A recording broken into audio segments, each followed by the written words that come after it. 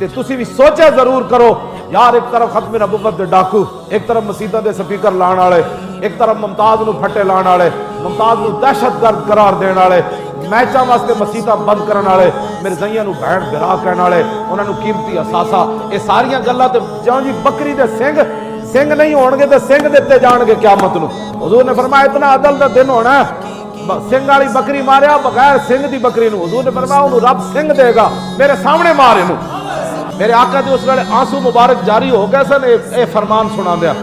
फरमाया इतना अदल दा दिन होना है उस दिन ते यार जे बकरी सिंह वाली